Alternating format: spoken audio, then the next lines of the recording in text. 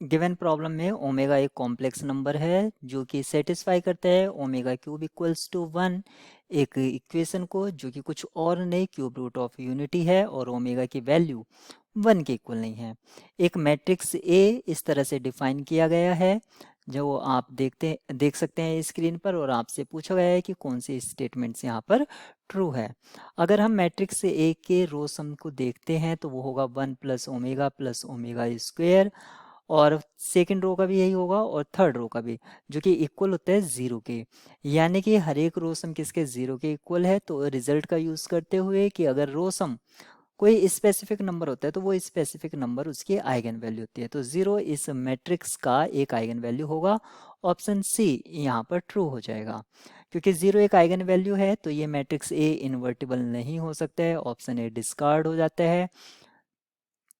अगर हम इस मैट्रिक्स को देखते हैं तो ये एक सिमेट्रिक मैट्रिक्स है।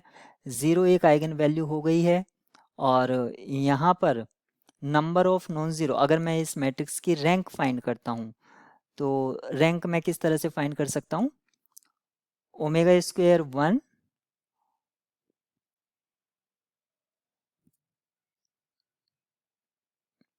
मुझे एक 2x2 का मैट्रिक्स देखना है ओमेगा 1।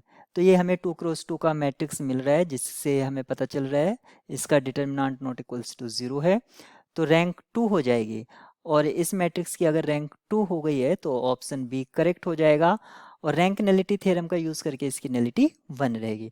नलिटी अगर 1 है तो यहाँ पर ये जो सिस्टम जनरेट हो रहा है ए वी इक्वल्स टू 0 और ए डब्ल्यू इक्वल्स टू 0, तो कभी भी दो एल आई वैक्टर्स हमें नहीं मिलेंगे जो इनको सेटिस्फाई कर पाए, क्योंकि नलिटी इसकी 1 है, यानी कि एक ही वैक्टर मिल सकता है।